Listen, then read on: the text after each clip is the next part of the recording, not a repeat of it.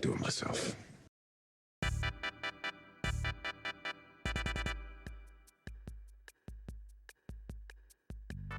Hey there, party people.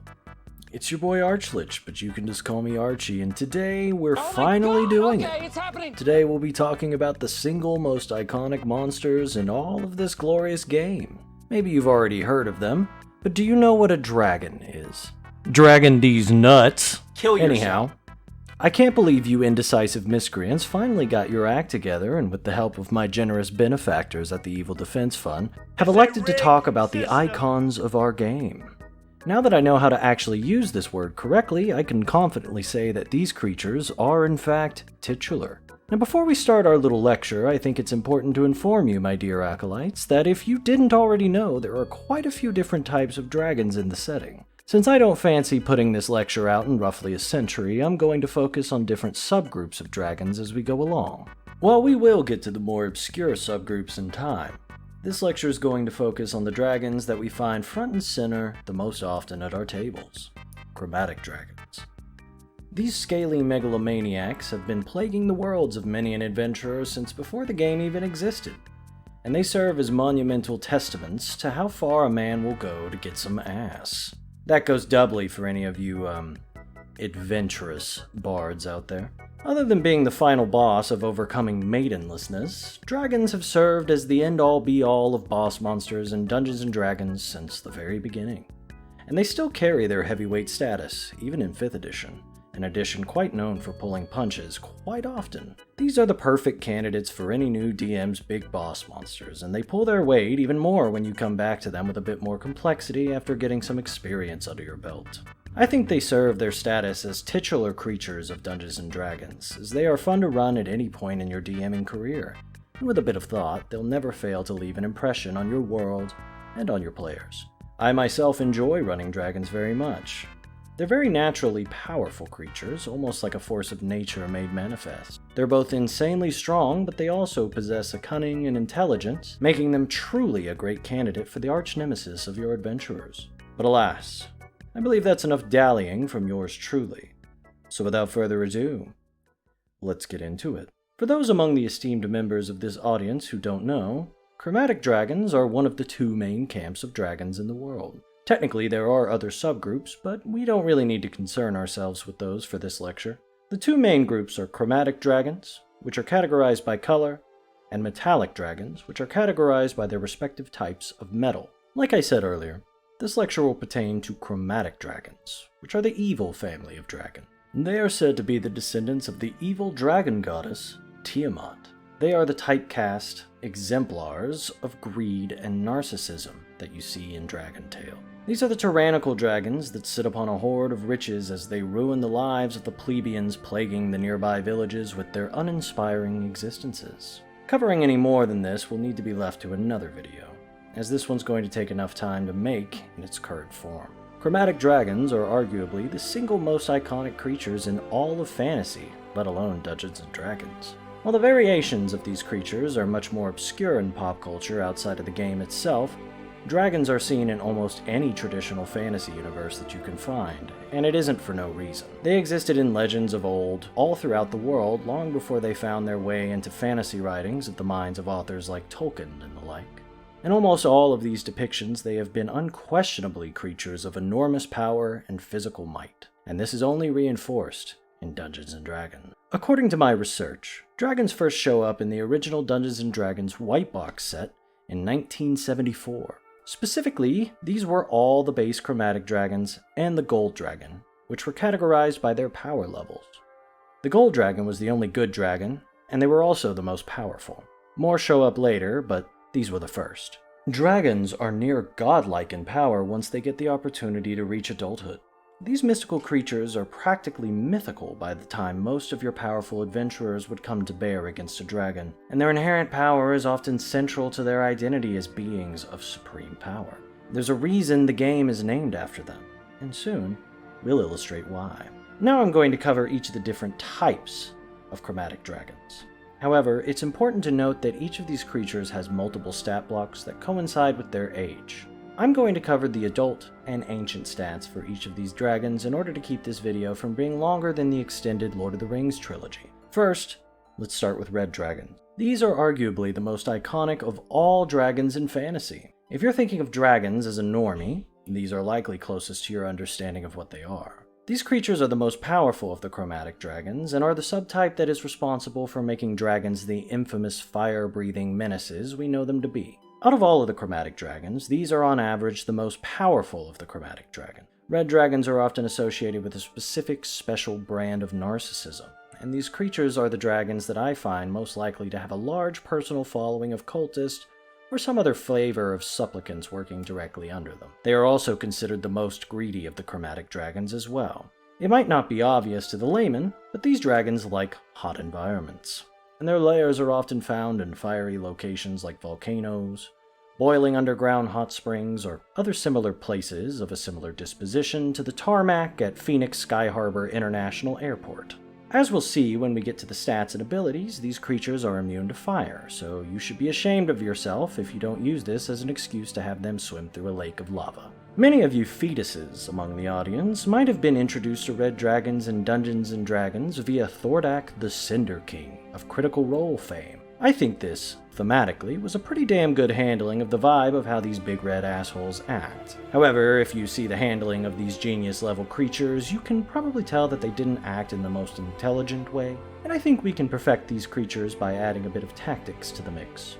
After all, these are creatures that are often more intelligent than most wizards and scholars by the time they reach maturity, and it would be doing a massive disservice to these big baddies by making them act like they're mentally equivalent to the median voter. With that being said, let's get into their stats before we really start digging into tactics. Starting off with the adult red dragon.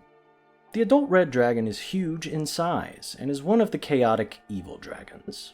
Coming in at CR 17, it has an AC of 70, which is quite shitty for this level of enemy, but it can at least somewhat compensate for that with its larger pool of hit points, coming in at 256 total, if you're taking the average on the rolls.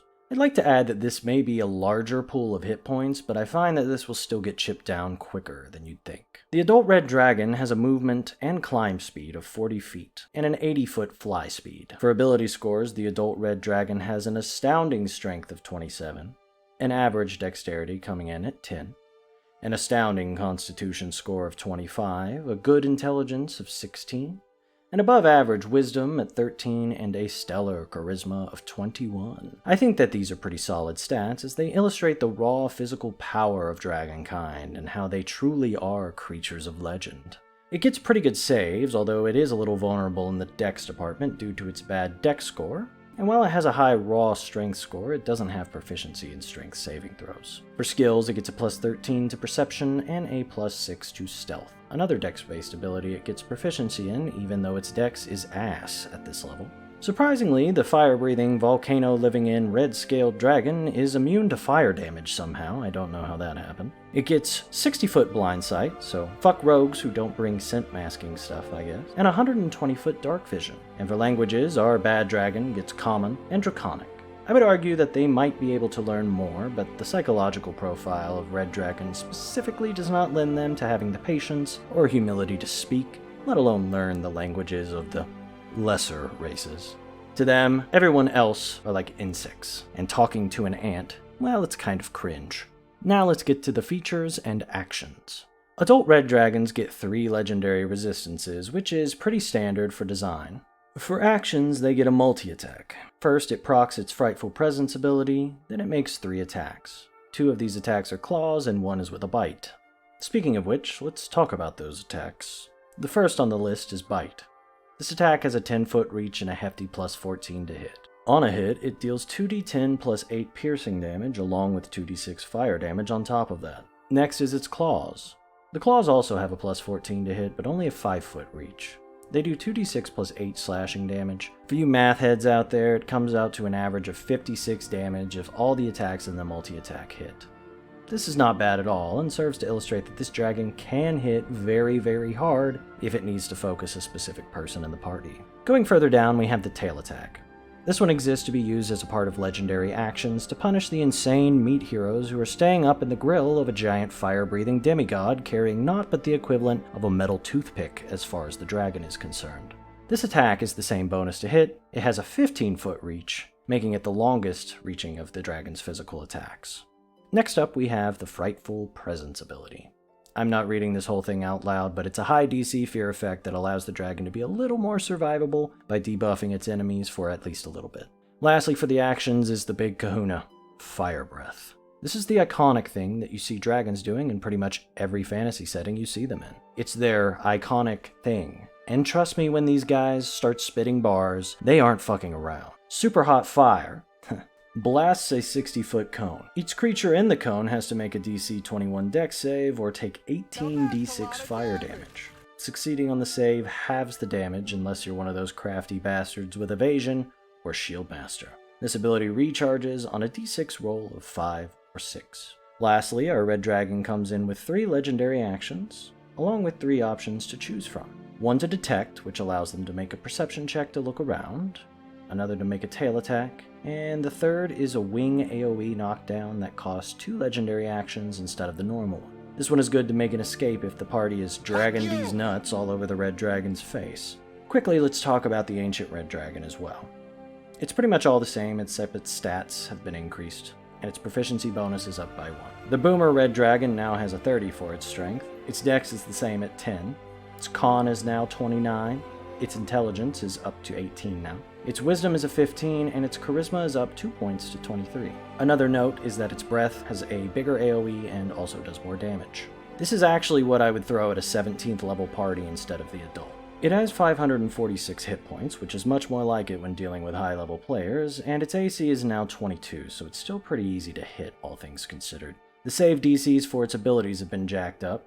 Its bite does a little more damage. It's gargantuan now instead of huge, so it reaches further with its attacks, and like mentioned earlier, its fire breath does an asshole puckering 26 d6 fire damage. Spicy. That's pretty much all the differences between the 2 stat blocks, so luckily for me, the tactics will be pretty much identical for both of them. With that being said, let's cover how to run a red dragon in combat. It's important to understand the mindset of a red dragon when considering how they would act in combat. While they are very intelligent creatures, they are also typecast as overconfident and supremely narcissistic to the point that they are very unlikely to even consider that most any creature could challenge them. According to the knowledge in my personal library, these dragons prefer to fight on the ground when they can get away with it.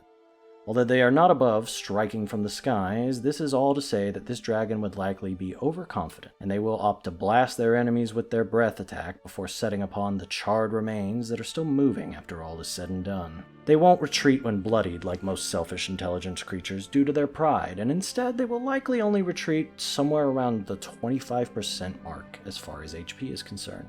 They have a good grasp of tactics, and they will likely have enough battlefield intuition to target specific players based off of their abilities. This dragon will not hesitate to focus the healers, but it can easily be carried away in anger by those who manage to hurt it or its ego. Unless it's otherwise successfully goaded, the red dragon will pay close attention to the different abilities of its enemies, and it will focus on healers and spellcasters that limits its tactical options first. This order of priority will look probably something like clerics, healing druids, mages, anyone using ranged weapons, and then everyone else. The dragon will always attempt to open combat with its breath, and it will use it whenever the ability is up. It will use it on the most present danger or concerning enemy that it can reach otherwise. It will default to hitting as many people as possible if there isn't anyone specific on their shit list at the moment. It will also take notice of people that the ability is not as effective on, such as rogues with evasion or marshals with shield master, and I'd say it'll vary between individuals as to whether they would get angry at this and try to focus those specific people with their breath attacks, or if they'd try to work around that to find more vulnerable targets. I would say the adults would lean more towards the former, with the wiser, more experienced ancient red dragons tending to go with the latter, more intelligent approach. After hitting them with a gnarly-ass breath blast, they'll do a flyby to get a read on what the situation's looking like after their initial attack. It's important to bring up that the dragon will prefer to take fights in large, open areas where it has plenty of room to take full advantage of its flying. This will make it actually preferable to fight in its lair for many parties once they understand that taking it on home turf will likely be more advantageous to them than fighting it out in some random-ass field somewhere if they're properly prepared. Anyhow, after getting a read on the state of its victims, the dragon will then engage in what ways it sees best.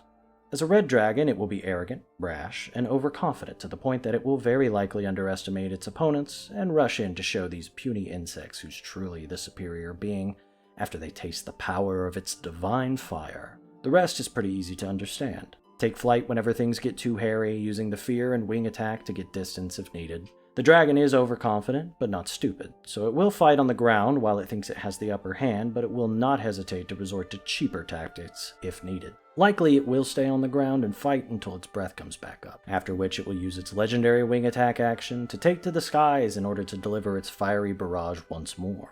I usually rule that only people who aren't knocked prone by this ability can make opportunity attacks for the movement attached to this rule, since it kind of starts flying and knocks everyone over at the same time. Plus, this being a disengage is also just cool. Another important thing to consider is if the dragon is alone or not. Red dragons are known for keeping many thralls, and they often can enjoy being worshipped as they rule over their slaves as they see fit. I often like pairing them with kobolds, dragonborn, and half-dragons dedicated to Tiamat, or perhaps cultists in general. These are all kinds of NPCs that I would personally imagine an insanely powerful narcissistic demigod would have on call to stroke their ego and help bring more offerings for their horde. Speaking of their horde, let's talk a little bit about their lair. This place is likely going to be filled with riches, but it's also likely to be filled with baddies. Red dragons are known to use minions and the like to maintain their lairs, and it's not a stretch at all to say that there would likely be a lot of henchmen milling about and living in their lair. Importantly, not all of these minions should just be random schmucks with weapons waiting for adventurers to come along. Many of them should be laborers of some type tending to their duties in the lair. Perhaps some are miners, others are builders, and some are hunters. Really, the limit is your imagination in this department. There should also be guards assigned to guarding the treasure hoards, as well as keeping the laborers on task. These guards should take the form of whatever types of minions the Red Dragon tends to keep. Another thing to consider is location. These are always going to be hot as shit, and likely not very hospitable to your players unless they're all tieflings, red dragonborn, or warforged. Moreover, the really unlucky lairs could be found on sulfurous gas vents that would give most of our main characters a bad case of the unalive if they wander in unprepared. It's also worth noting that these places will likely be pretty easy to find for someone who's done their research, as the region around the legendary Red Dragon's lair is stricken by earthquakes, poisoned water sources, and hell portals to the fire dimension start opening everywhere.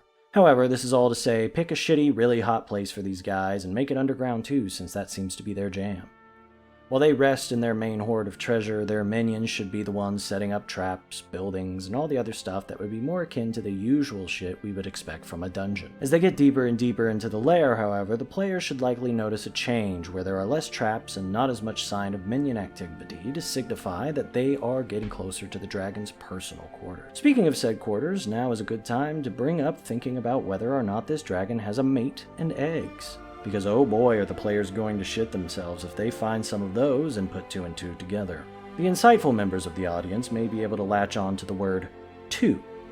If this is the case, it's up to the players to be able to figure out just how fucked they are. And when they see the eggs and signs of another dragon palling around in the area, it's up to them to immediately realize that they are in deep, deep shit. And their best bet is likely getting the hell out of there as fast as they possibly can to regroup and prepare. The dragon's resting place should be sparse of traps, as it likely does not take kindly to its slaves tampering with its living space, nor disgracing the dragon itself with their lowly presence. However, it should likely be the most inhospitable hot shithole you can imagine. If you don't have fire immunity, this place should be barely survivable, let alone bearable enough to fight in, and the party will have to come up with plans to deal with the inhospitable conditions that this dragon is bound to live in. It isn't an end-of-the-road gotcha, by the way, as knowledgeable characters in the party, like wizards, artificers, and the like, would be able to gather or recall information regarding these creatures in order to help the party properly prepare for the foe that they are getting ready to face. If the party takes proper time to do their research by leveraging the brain power of their more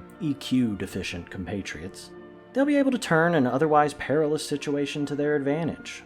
By knowing what to expect, they'll be able to methodically move into the dragon's lair, and secure a sick trophy for their wall after they flatline this narcissistic dipshit dragon who's stupid enough to think that hoard of gold is actually theirs. Speaking of treasure, the lair is likely stacked with treasure. In fact, it should have so much treasure in its hoard that the concern for the adventurers will be trying to figure out how to even get all the treasure out.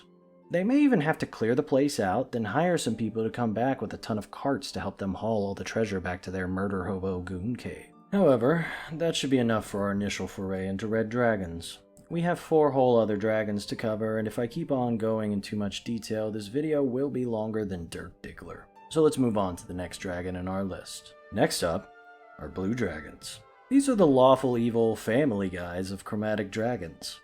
They are quite unusual for chromatic dragons, as they are known to have a well-ordered hierarchical family and also society structures. This makes them a lot more rational and grounded in comparison to their more eccentric cousin. Blue dragons are known to make their homes in arid environments, usually deserts, which are prime real estate for their burrowing abilities. The Monster Manual, for once, goes into pretty good detail about the mannerisms of this creature, helping prospective DMs looking at running blue dragons to better understand the mindsets that these creatures possess and how they may respond to different situations. I give this entry my seal of approval, along with the other dragon entries in the Monster Manual. While this is anecdotal, I find that this dragon is used less than the other chromatic dragons, along with white dragons, I think. I think this likely has something to do with both a mix of their preferred environments being in deserts, which are areas that see less high-level play than other types of environments, and that they are just less iconic of the colors. Dragons are often depicted in media as red, green, or black, more than any type of color, and this translates into the blue dragon being less used at many tables, in my opinion.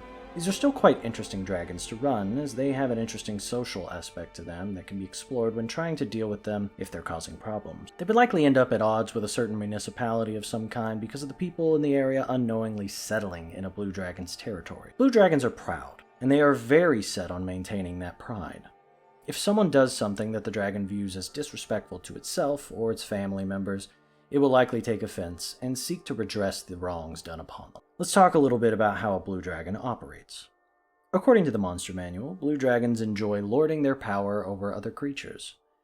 They keep an ample supply of capable creatures in their employ, as they covet them much like treasure. Being able to be a patron to these capable creatures feeds into this type of dragon's sense of superiority.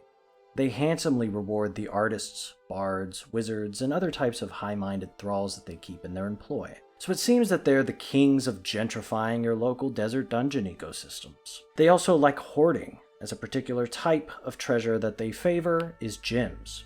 In typical, narcissistic fashion of chromatic dragons, they love sapphires, the blue gems, the most. This is because the dragons are blue, so obviously, blue treasure is better than all other treasure. It's just a note, but they do keep other treasure in their hoards as well. It just happens to be that gems are their favorite type of treasure. Furthermore, the book also makes sure to give us some insight into how a blue dragon generally stores its treasure as well.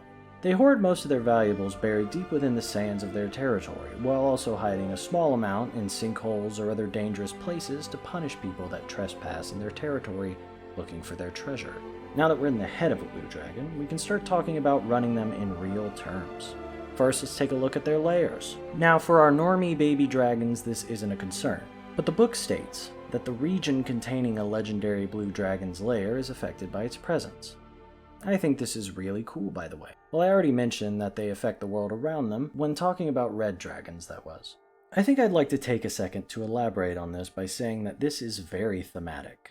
And it really goes to show the near godlike status of dragons, as they are literally warping the world around them with the raw power invested in them simply by the nature of their being. It goes to show that they may just be justified in legitimately viewing themselves as higher forms of life than the other races and peoples of the world, as they are remarkably powerful creatures that are invested with truly awesome power just by way of birth. Food for thought, I suppose. Regardless, the rules specify legendary dragons, and I would say we can pretty easily classify this by just using if they have legendary resistances or actions. So, essentially, any adult dragon will have this regional effect. This is all to say that it's pretty easy to find the region in which the lair is going to be for anyone that's done their homework, especially for blue dragons, as the place it inhabits will be constantly getting ass blasted by thunderstorms, and a bunch of spicy air elementals will be running around suffocating any innocent wanderers that they can find.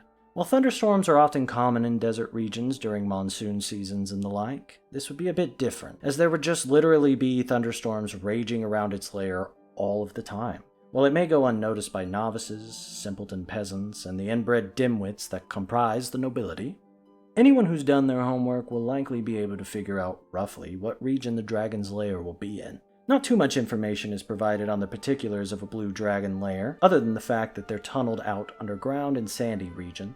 Other than that, it's said that they use their breath to crystallize the sand, making their labyrinthian lairs pretty cool looking. Now with that information, let's get cooking to make it more interesting. Earlier I mentioned that these are the refined chromatic dragon. They often bring into their employ the finest craftsmen, artists, and scholars, and I think it would be pretty badass if their lairs reflect that. They should be like an underground palace, adorned with the finest art and made with the finest craftsmanship that money can buy. The architecture should be magnificent.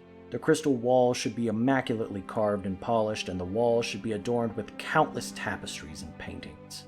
Sculptures should be spread throughout, and the whole presentation should be ostentatious and over the top without being tacky. The word we're looking for here would be Baroque.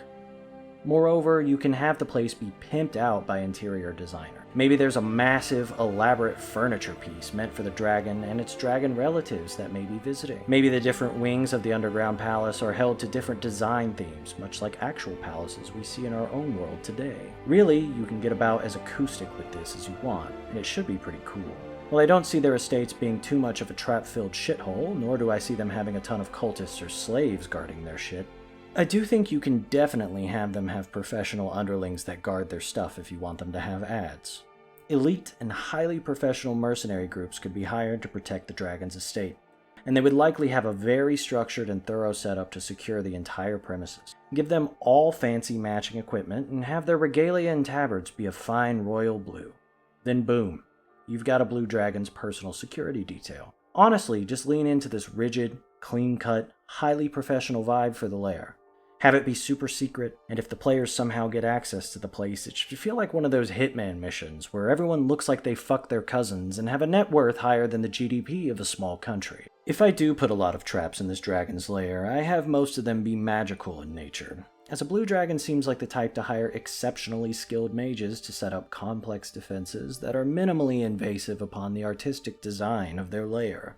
This would also be something that vibes with the professional mercenary security force, as any serious security company would be intelligent to have magic users on payroll setting up tons of overlapping security measures using spells like Glyph of Warding. Be sure to be smart with these. Some of, if not most of, the glyphs should be built around information gathering, and many of them should be set up as alarm systems that allow security to respond to different threats. Using thorough information systems along with deterrent magical traps that hurt, disable, and corral any interlopers should be key to how these are set up. And you should take time to put thought into how to completely optimize the use of different spells that the mercenary mages would have at their disposal. With all that being said, I'll leave the rest of the lair design up to you.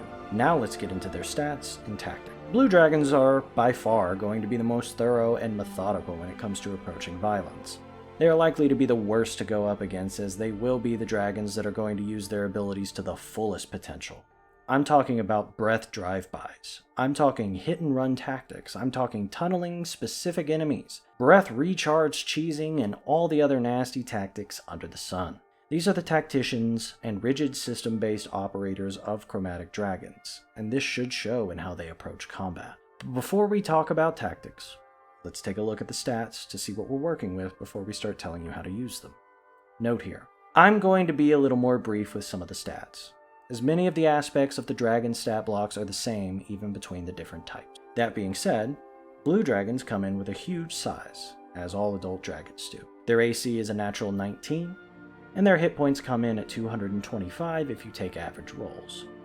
Their movement speed is 40 feet, and they have a 30-foot burrow speed, and they have an 80-foot fly speed. For the ancient blue dragon, their AC is boosted to 22, their average HP is up to 481. Other than that, they're also gargantuan in size. Adult blue dragons come in with an intimidating strength score of 25, an average dex of 10, a stellar con of 23, quite high intelligence of 16, a good wisdom at 15, a very good charisma of 19, and a proficiency bonus of 5. Notably for skills, blue dragons get expertise in perception and proficiency in stealth, which is a common thread we'll see among all of the dragons. For the ancients, they come in with higher stats everywhere other than dex, and their proficiency bonus is 7. Other than that, their attacks just do slightly more damage due to their higher stats, and their chances to hit are significantly higher since they get a bonus from their increased stats and their increased proficiency bonus as well. Their DCs are higher too, but other than that, they have the same actions and features. Blue dragons, like their cousins, have a pretty spooky multi-attack that allows them to make 3 strikes. Their bite is differentiated from the other dragons by doing lightning damage, correlating to their breath. Like other dragons, they get to use Frightful Presence at the start of their multi-attack. so they can help them get a little more survivability when the fighting first starts. Blue dragons get proficiency in dex saves, which they need since their dex is a big weakness. They also have proficiency in con saves, wisdom saves, and charisma saves. It's kind of funny that they don't get strength saves considering how big and strong they are, but whatever, I suppose. The signature breath attack of a blue dragon is their lightning breath. This is a 5 to 6 recharge ability as usual, but this time it shoots in a straight line instead of a cone. The line is only 5 feet wide, along with being 90 feet long, and this is doubled both ways for the ancient blue dragon. This basically means it's like a lightning bolt spell that does more damage. The ancient dragon's breath requires a DC 23 dex save and does a whopping 16 d10 lightning damage. The adult's DC is 19 and does 12 d10. Other than that, they get the standard 3 legendary resistances and the same 3 legendary actions as the other dragons. That's pretty much it for stats. Now we can get into the tactics. Blue dragons are going to be arguably the most cancerous to deal with for our little heroes, as they are going to be methodical and shitty with how they approach their enemy. They're the ones that are going to operate the way you see neckbeards on Reddit getting sweaty and talking about how to run dragons optimally. First, the blue dragon is going to rely on its breath attack, and it's not ever going to engage up close unless it feels that it isn't in any danger whatsoever. Or if it has no other choice, mind you. It will fly by, look for the most vulnerable looking member of the party it's attacking, and then it will proceed to vaporize them with its breath. It'll then fly off, circling around in the distance until its breath comes back up, only to do another drive-by. Rinse and repeat, until the enemies have thoroughly been given the Thanos treatment. The blue dragon will focus on the members of the party that threaten it the most, and then ones that keep the rest of the group alive. So ranged fighters, then healers will take priority in engagements, and it will adjust these priorities if someone is doing anything particularly obnoxious, such as spellcasting or something of the like. If the dragon gets pinned down, it will spam the shit out of its wing attack legendary action in order to get up and out of combat. Don't be afraid to take the disengage action, as this dragon isn't going to fuck around and get itself killed by being stupid like some of its more arrogant and egomaniacal cousins. Fighting this dragon should be a pain in the ass, as the only way that the PC should be able to beat this dragon type without having the right items or spells ready is by preparing to the nines and catching the dragon with its metaphorical pants down in its lair. It's important to note that blue dragons are the only chromatic dragons that quite often keep in touch with their family, and may whatever pathetic gods they believe in help the players if they manage to bumble their way into the dragon's lair when it's got the in-laws over. Regardless, I think the game plan is starting to come together here. This dragon is going to fight like an absolute bitch. It's not going to get caught in being big and strong. It isn't likely to lose itself in its passions and ego. It will be measured, methodical, and more than anything else, really fucking annoying to deal with, and the players should be ready to counter that. They should make sure that they have flying capabilities, tools for hunting dragons, since there's specific magic items tailored to doing just that. And they should be having the nerds in the party combing the library around the clock to gather all the information they can on both the specific godlike lizard they're dealing with, as well as the particulars of their species in general. This preparation will be crucial when dealing with the blue dragon, as it is one of the dragons more likely to be proactive in dealing with the op. If this dragon learns that you're trying to spin the block on its ass and rob its shit, it isn't going to just wait around for you to come try and take its shit. No, this creature sends goons after you. It will wreck your shit. After all, with deep pockets and even deeper connections to the elite like this dragon will have, you might just end up getting arrested and very conveniently, certainly of your own volition, deciding that life maybe isn't worth living so much anymore. You know, you will decide that for yourself. Like Jeff. Anyway, other than that, have the goons on call if the dragon is experiencing a home invasion from some rapscallions, and don't have this dragon rule out conferring with its family if it's having issues. Now this should be rather rare since these creatures are still very vain, and the last thing they want is their family thinking that they're a pussy. So they'll only consider doing such a thing if they're desperate, or their family may be threatened by their enemies as well. Also keep in mind that this creature may not be above bribing adventurers into their employ. It is important to note that they may be reluctant to do this, not only because they're greedy assholes like all dragons, but they would have to do so in a way that didn't wound their pride. as many a blue dragon in particular would rather die than compromise its pride, and much like disapproving Asian parents, they will never allow themselves to give you the impression that you're winning. This dragon is one of the two types of chromatic dragons that can be a social enemy just as much as they can be a powerhouse on the battlefield. They should be able to leverage considerable connections with the wealthy and powerful in the region they inhabit as they endeavor to establish a comprehensive deep state with the sole intent of redistributing the hard-earned coin of the working man directly into the pockets of themselves and their agents, all of whom are scaly, reptilian-like people in disguise occupying positions of power in both local municipalities, national-level institutions, and the board of directors of every merchant's guild in the land. Regardless, I think we've painted a pretty good picture here of how to run the blue dragons, in my opinion. I think they make a very interesting dragon to run. In fact, I think they are usually my favorite to run, as I find them and green dragons to be the ones that are sensible enough to make a truly deadly enemy. I like their methodical and rigid approach to things, which causes them to be much more sinister to deal with than many of their cousins. Their lethality does not end with their might, and their wits aren't dulled by their ego in the same manner of their peers. If you're looking for a challenging, engaging, complex dragon to use as an overarching bad guy in your games, this is the pick, in my opinion. And should your players come up against these deep state ghouls, they'll find themselves in a true fight for their lives, both in the field and at home. Next up, we're going to talk about black dragons. These are by far the sickest fucks of all the chromatic dragons. These are the kids that put their pet hamsters in the microwave for fun, and they love nothing more than torturing any victim it can get its claws on. They delight in the suffering of their prey, and they hurt and kill for fun, similar to a person burning ants with a magnifying glass. These serial-killing freaks will tear you apart, and in fact, it's one of the few joys in life that they have. The book even goes out of its way to say that black dragons are flat out the most evil dragons of the family. They only find joy in hurting others and bringing others down. They're essentially antisocial freaks, even by the standards of the chromatic dragon family, which is a really low bar, by the way. So they have to be pretty fucking sick bastards to be more evil than the other evil dragons of the world. This will be something that we'll need to consider when running a black dragon, as their psychological profile is going to be absolutely disastrous. What makes these bastards even worse is that they smell bad, and they're complete cowards. The only caveat being that their ego won't let them surrender into the service of other creatures, barring very special circumstances. However, they'll still be doing anything possible other than surrendering in order to save their own ass. Black dragons make their homes in swamp regions, and their lairs are usually shitty, dingy caves or flooded ruins and the like. Moreover, these basement-dwelling maniacs are really channeling their inner Dahmer by having a smelly-ass crib laden with the decaying carcasses of the victims, complete with maggots and flies, shit and all. Wonderful. While these dragons are often typecast as the sneaky ones, which they aren't bad at by any means, mind you, they are actually more like crocodiles or alligators in how they operate, although they are true amphibians rather than just being able to hold their breath for a long time.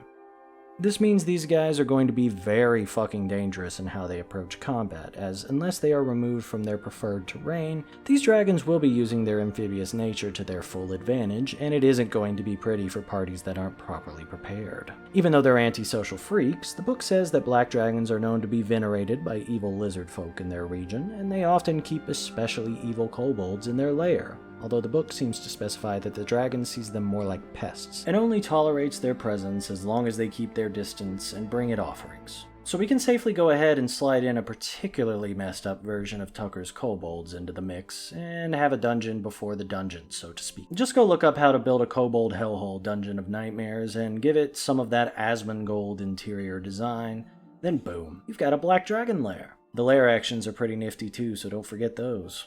Anyhow, that's about as complex as these creatures get for their dungeons. They're loners that hate other dragons, even their own kids, and they live in a kobold-infested, decaying shithole, rot-maxing at the bottom of some moldy-ass cave in a swampland somewhere. They get their treasure mainly just by stealing from any villages or cities it's ganked, and from offerings it likely gets from the simps that glaze it in the region. They'll kill and steal just about from anyone, it seems, and they feel entitled to take everything that they can manage to get their claws on.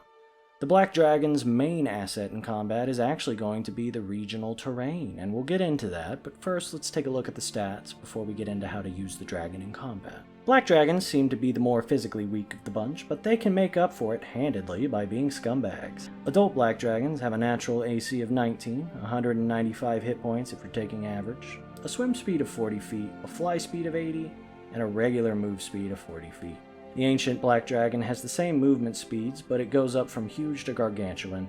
It gets a 22 natural AC and 367 hit points for the average. The ancients get a whopping 27 strength, 14 dex, so they're quicker than the other dragons, 25 con, 16 intelligence, 15 wisdom, a 19 charisma, and a +7 proficiency bonus. For their adult counterparts, they get a 23 strength, a 14 dex, a 21 con, a 14 in intelligence, 13 wisdom, and a 17 charisma, with their proficiency bonus being 5. Both get proficiency in dex, con, wisdom, and charisma saves, and for skills they get expertise in perception and proficiency in stealth. All black dragons are immune to acid damage, getting blind sight and dark vision. For languages, they come base with Draconic and Common. Their stat blocks are entirely the same as the other dragons, with the notable exception of their bite dealing extra acid damage to match their type, and they are amphibious, meaning that they can breathe underwater as well as out of it. These dragons have a special breath attack of acid, and they shoot it out in a line that varies in size and damage based off of their age. An ancient black dragon will shoot a lethal acid stream out, requiring a DC 22 dex save to halve the damage unless you're a rogue or some Giga Chad with Shieldmaster. The damage on the breath from the highest tier is 15 d8 acid damage, so nothing to scoff at, although it is a bit lower than some of its cousins. I'm going to make one change to this stat block by giving the black dragon proficiency in athletics for reasons that will be made painfully apparent soon. For the stats on this, ancient dragons will have a +15 to athletics and adults would have a +11. Other than that, the black dragon has the same boilerplate abilities that the other dragons have, and we've already gone over how the basic attacks and legendary actions work, so rather than rehashing, let's get into running these bad boys in combat, shall we? The way I see it, the black dragon is designed to be a terrifying ambush predator that fights like an absolute dickhead. Remember when I said that it would be apparent in a second why I was giving them athletics proficiency? Well, the reason why is that they're going to grapple people and drag them under the water for fun playtime. The black dragon's tactics should be entirely built around this. I would argue that their breath attack doesn't really work as well underwater. Not that the acid would be denatured, but rather that it would be kind of hard to propel it properly the same way as above water. Since the acid is a liquid, it would probably have some resistance trying to shoot through the water at the same speed and velocity as it does above the water. For this reason, I would halve the range of the line that it shoots. Our operation is simple. The dragon would come out flying out of the water, taking directly to the skies as it surfaces. It would then proceed to use its breath attack against whoever it sees as the most vulnerable or optimal target to strike. It then immediately takes back to the water and waits for its breath to recharge, after which it will repeat the process above. This will make the party have to engage it in the water, or retreat, lest they continue to keep trading a couple of ranged attacks for a dragon's breath every 3 rounds or so. As they get closer to the water, the danger begins to ramp up. Anyone who gets too close to the water, or gods forbids, they're stupid enough to actually get into the water, will be ambushed by the dragon waiting beneath the water. The dragon will attempt to grapple them, dragging them underwater if they succeed to a watery grave. This is not a good situation for anyone who can't breathe underwater to find themselves in, as they will be hard-pressed to hold their breath long enough while getting death-rolled under the water, and their attacks will all have disadvantage unless they brought the proper weapons to fight underwater with, like tridents, spears, daggers, short swords, and the rest. With the stats that the dragon is rocking, they are very likely to succeed at this grappling maneuver too, which means that this is very lethal indeed. It seems like this dragon is going to be the one that punishes stupid mistakes with lethal consequences more than any of the other dragons, as getting dragged down deep to the bottom of a lake in a bog by a huge lizard which will then hold you down there and eat you is going to be very lethal for most people if their allies can't figure out a way to get them out in a hurry. I think this dragon will be the one that encourages good preparation and planning on the part of your players. It will challenge them to do their homework before getting anywhere near this thing so that they have proper supplies, weapons, and spells prepped to neutralize this dragon's method of dragging Deez Nutz all across the face of your unconscious party members' internal organs that have been promptly removed from their body. Not only will this serve to be a challenging foe in the field, but it will make your players feel like absolute professional badasses when they come in prepared to take this thing down and actually do so. However, this isn't the end of the fighting. We also have to cover how a dragon would be fighting in its lair. First thing to talk about is the ads. Keep in mind that black dragons tend to have a lot of really fucked up kobolds that inhabit their lair, and this will be an extra hurdle for the party members to jump over to get this big boy taken down. Keep in mind that this dragon isn't like a red dragon, and the instant it starts to feel the tides turning on it, it will not hesitate to turn tail and run if it's getting its ass kicked. The entrance that a black dragon uses to its lair should likely be an underwater tunnel of some kind through which it swims up into the cave systems it inhabits. There should be at least one entrance that is above water, since there's kobolds that will be living inside, and lizardmen might be venerating the dragon in the area by leaving offerings at one of these places. Regardless, it would probably be most wise for players to find an above water entrance, but they would have to deal with the unfortunate side effect of having to plow through an infuriating kobold dungeon before they could even get to the dragon's den. However, I would say that if the players can find the dragon's entrance, they should have an easier time getting directly to the den, although the dragon would still likely have some way to close the door behind them, so to speak. If the players think that they can find the entrance and get in, it would likely be preferable, as going through a proper kobold dungeon should be comparable in suffering to mashing your semi-erect penis into a superheated curling iron while using some sort of experimental stem cells to regenerate at the same rate that your flesh is being atomized. However, this video is not about building a kobold lair and running dragons, because if it were, I would kill myself. So let's talk about running a black dragon in its lair once the party has gotten to it. A black dragon's main lair should probably be a little cramped. I would say it should have a series of tunnels, some submerged, others not, that it uses to navigate around and ambush from different angles. This dragon should still fight in a manner that aims to isolate individual party members and eliminate them one by one. To steal a comparison from a passage referring to the Night Lords in Warhammer 40k, where others may go for the head, these cruel creatures go for the eyes, the legs, the ears, the tongue, and only put them out of their misery once they can no longer function and are begging for death. No, that's not an exact quote, and no, I'm not looking it up, so shut up. As usual, it should try to drag away the vulnerable or crucial party members like healers or annoying casters, and it should ass blast them once it gets them alone. If it successfully manages to abscond with a wizard or cleric, that person has a pretty good chance of being dead or pretty damn close to it once the party catches back up. The dragon will take whoever it can get, but it will tend to favor the squishiest members of the party first, and it will mop up the chads once they don't have a bunch of support to make them extra annoying. Divide and conquer all the way. Lie in ambush and tear apart. This is the Black Dragon's expertise, and it makes them a truly terrifying foe. Use your breath attack whenever it's up. Play keep away until it either recharges its breath or snatches up a straggler in the party. Its lair actions support this style of play by adding magical darkness and other obscuring or water-based nastiness that will only make this even more lethal. Use the lair actions to harry the players while the dragon lies in wait for the perfect time to strike. I would say that this dragon has the most potential to go from 0 to 100 real quick, and it punishes bad tactics and unpreparedness harder than any of the other dragons. If you come prepped with the right items, knowledge, and spells, it should go well enough, but making mistakes when taking this dragon on can get you killed very easily. A good test for your monster hunters to be sure. However, I think that's enough for the infamous black dragons. With the information provided on them, I'm sure you're well on your way to being equipped to drive your players into PTSD attacks after the experience of bumbling after these creatures unprepared.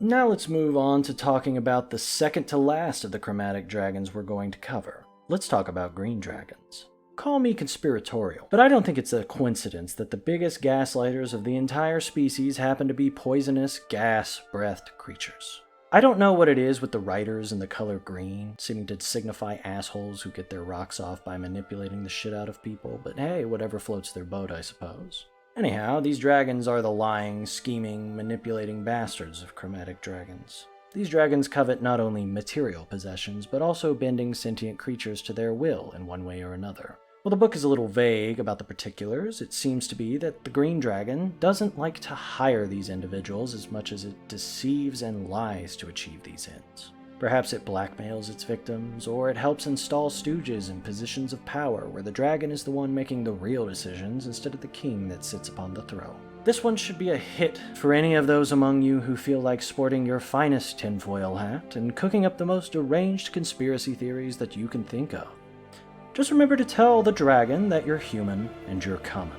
Green dragons make their homes in forests of all kinds, which means that they're most likely to vie with either black dragons or white dragons over territory, depending on the environment. Keep in mind this is only the usual suspects, and they may end up beefing with other dragons just depending on circumstances. Even though these are supposed to be the subtle dragons, the book goes to great lengths to make it clear that it is painfully obvious if a forest is occupied by a green dragon, as a shit ton of smelly-ass fog envelops the area and the whole forest turns into a giant plant maze like it's that shitty movie about a bunch of teenagers running through a maze. Moreover, the trees form an extra thick canopy that almost completely blocks out light, and any light that does manage to get through turns green. You know, if it wasn't obvious enough that there's a green dragon here. Also, it seems that all sound is muffled. As is classic in fashion these days for 5th edition designers, they don't bother to actually make this mechanic have any effects. It just happens, but doesn't really affect anything, in another masterstroke of laziness. I'll fix it myself by saying I think this should be reflected mechanically by giving creatures advantage on stealth checks in the area. Otherwise, what's even the point of including this tidbit? The actual places they make their lairs aren't that subtle either. They live in a cave. At least they try to hide it, so I would suggest that a smart green dragon would take advantage of their amphibious nature by having an entrance hidden beneath a large pool fed into by a waterfall or at the bottom of a lake in the forest. This would be much safer than just crawling into some random-ass cave hoping not to be ganked by treasure-hungry psycho-adventurers, gleefully napalm bombing the whole forest to shit once they suspect a VC may have taken a shit there at some point, and they need an excuse to torch the local village. Nature be damned. There's gold in there. However, I think these dragons shine at a distance. Personally, I give them the ability to polymorph at will, much like a night hag, in order to have a hand in their manipulations. To be clear, I still have them prefer to install stooges and agents into different places rather than managing everything on their own. This is because the dragon even shows in their natural effect that they prefer to have eyes and ears everywhere. Hell, the fucking birds and shit in the forest are basically constant at-will ring doorbells that the paranoid suburban dragon can use as a way to racially profile interlopers. Particularly elves. I guess this is the only dragon that dwarves will give a pass, huh? Anyhow, green dragons are listed in the book as having quite a few options for minions. Now, I know they're getting a little tired of saying kobolds over and over again. The last thing you want to do is have them start popping up all over the place, as they seem to do that if you start talking about them too much, but I do think it's a bit of a stretch to have yuan-ti that serve a green dragon in any real terms unless they've been manipulated by the dragon into thinking that it's some sort of dragon god, or it has bred its own colony of yuan-ti separate from their usual culture. Some other henchmen that are suggested by the book are goblins, ettercaps, ettins, the usual kobolds, and orcs. I actually kind of like the yuan-ti as long as we can come up with a reasonable excuse as to why they would fuck with the dragon when they are usually on their own shit. It should be pretty easy to explain this away as detailed above, so go wild since these guys are manipulators. You should have plenty of tools in your repertoire. Before we get into the stats and tactics, let's dial in a little more on the layers of these creatures. I think that a green dragon is most likely to use traps and build something more akin to a dungeon that we know and love in this game. Now keep in mind that this will still be a cave system, but we can have the creatures that serve under this dragon doing all the dirty work at the behest of our big bad dragon. This will influence the style of traps a good bit, since each of the types of slaves that the dragon would keep may have different ways of going about this. So start whipping out your DMG and start making traps. The best part, especially if you go with yuan-ti, is you get to use a ton of poisons. I love doing this because while they don't really serve to kill the players outright for the most part, poisons are a massive pain in the ass. Sometimes the players may even have to back out of the dungeon if they didn't bring any ways to combat the poisons, since they're getting debuffed to the point where they're going to be coming in swinging on the dragon, looking like a bunch of herniated old men who are experiencing end-stage mesothelioma. Poison will not only slow them down and blunt the player's combat effectiveness, but they will also make the traps laid further in the dungeon more effective as a result of the debuffs, since they'll have a harder time noticing and disabling. This gets even funnier if these idiots try to rest in the caves after they've been detected. Perhaps the cave system is large enough that they can find a place to camp during their journey, but if they're beaten up and detected by the adds that are manning the dungeon, they aren't likely to be able to find a place to rest safely, unless they have a magnificent mansion up their sleeve or something else of the like that they can tuck into a small crawl space somewhere. Anyhow, the dungeons for this dragon should be pretty fun to build, as you can do something cool, like have their cave be hidden deep within one of those super deep sinkhole waterfalls that ancient abandoned cities were built in. Give it some Aztec flavor and have an offshoot of yuan-ti that worship the green dragon, and boom! You've got a sick-ass dungeon and lair for our green mean gaslighting machine. Now with the lair out of its way, let's talk about stats. As usual, we'll cover the adult and ancient. Adult green dragons come in with a natural AC of 19 and 207 hit points if you're taking average. Conversely, ancients come in with a natural AC of 21 and 385 hit points for their average. They both have move and swim speeds of 40 feet and a fly speed of 80 feet. As is always the case with dragons, the ancient is gargantuan in size and the adult is huge. The adult has a strength of 23, a dex of 12, a con of 21, an intelligence of 18, a wisdom of 15, and a charisma of 17. The ancient has a strength of 27, a dex of 12, a constitution of 25, an intelligence of 20, a wisdom of 17, and a charisma of 19. For saving throws, green dragons are proficient in dex, con, wisdom, and charisma saves. And for skills, they're proficient in deception, insight, persuasion, and stealth with expertise in perception. They are, of course, immune to poison and the poisoned condition, and they have a 60-foot blind sight and 120-foot dark vision. For languages, they know the same as the other dragons, which means they know Common and Draconic, although I would argue that green dragons would dedicate a significant amount of time to learning the languages of the people that they seek to manipulate and control. So who knows what kind of wacky languages they might get up to knowing. Notable features are its amphibious feature, which allows it to breathe both under and above water, and its breath, which is a poison cone that procs a con save to halve the damage. Ancient greens do a 90-foot cone for 22d6 poison damage, and adults are a 60-foot cone for 16d6 damage. It's worth noting that creatures that fail this save are not subjected to the poisoned condition, but I'm going to add that to the breath with a 1-hour time of poisoning. If you think this is busted, you can take it off, but honestly, if your dumbass players are stupid enough to go chasing after a green dragon without bringing some anti-poison capabilities, they deserve to get their asses kicked. Other than these novel features, the green dragon's abilities reflect that of its aforementioned cousins. So let's move into the tactics section rather than wasting time. While this dragon prefers to handle situations without violence, when the rubber hits the road and it's time to drag its nuts across your players' faces, it will do so with great tact and guile. As mentioned before, this creature is a manipulator, and it may be encountered quite a few times by the players without them even noticing. It may take the chance to interact with them and point them in the proper directions that suit its own ends as well as that of the adventurers. This could take the form of rival dragons or other inconveniences that the dragon doesn't want to risk handling itself. However, I prefer to have their interaction with the party be done mostly through proxies that serve them, since the dragons have to be polymorphed, and it's likely a foolish risk to be running out there themselves when they could be pulling the strings from further away. This keeps them more insulated from being outed by accident via someone just firing off a true sight or something of the like out of nowhere, and outing our dragon in a particularly unsatisfying way. Players will be players, and they'll always be up to something wacky.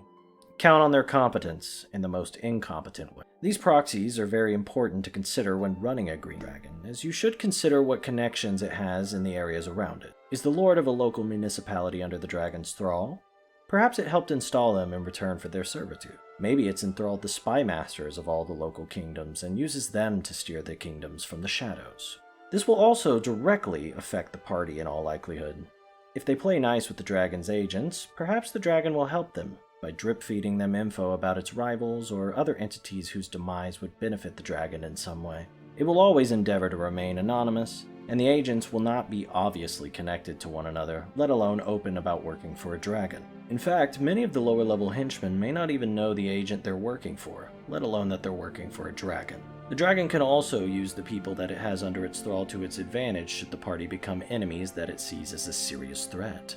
It can use these thralls in many different ways, whether it be seeking to arrest them on trumped-up charges, sending assassins after them, getting them besmirched in the community they're staying in, spreading false information about them. The sky's really the limit here, so go with all the sick Game of Thrones conspiracy theories that you can think of. If encountered out of its lair, this creature should make creative and continuous use of trickery and hit-and-run tactics. It should blast with its breath attacks whenever they come up, and then lead opponents through many different areas of danger throughout its realm. Perhaps it will lead them to a place where some of its servants are camped, or perhaps it will goad them into dangerous wildlife. It can also take them to terrain where it will have a distinct advantage, either difficult terrain or even better, a lake or other body of water like a river. This will allow it to leverage its amphibious nature to full effect. In combat, it will likely have gathered intelligence about the brave adventurers coming to slay it, and it will have an idea of what roles each of the party members play as a result. This means it can be ruthlessly efficient in who it decides to prioritize as a target in combat from the get-go, as opposed to learning on the fly.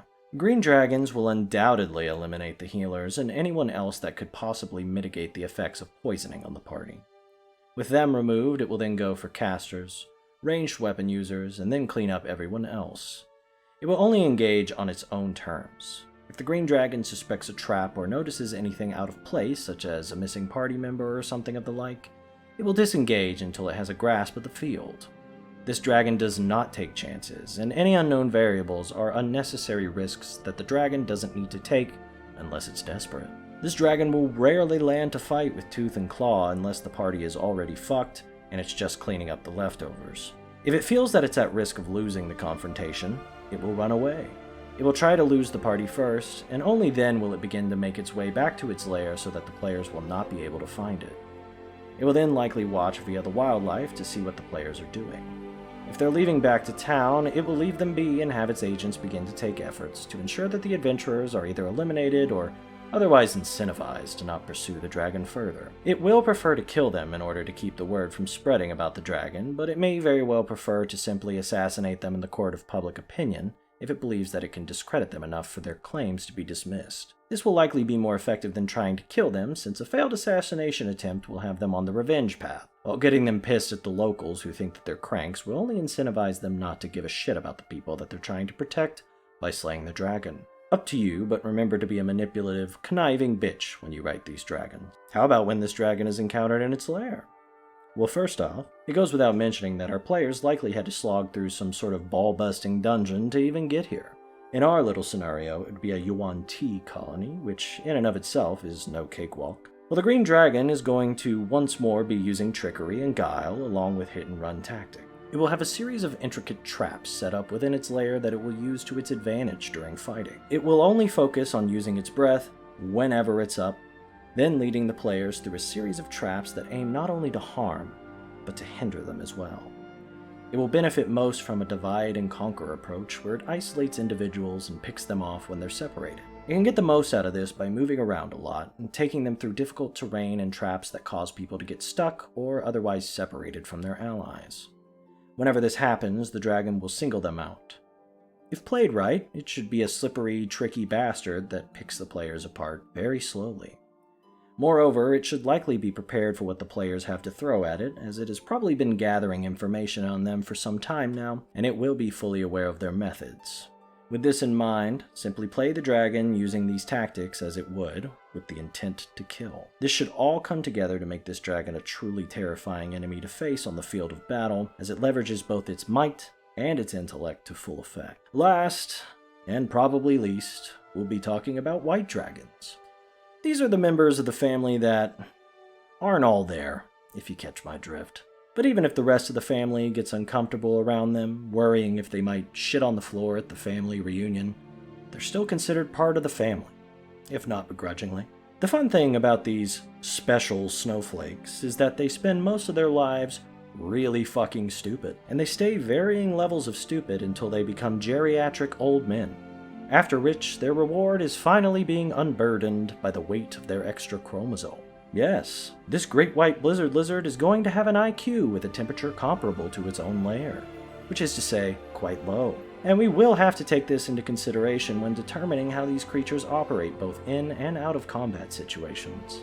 It's important to note that even though I'm clowning on their intelligence, white dragons are still technically sentient, so they can make some basic rational decisions, but I highly doubt they'll be winning any science fairs in the future.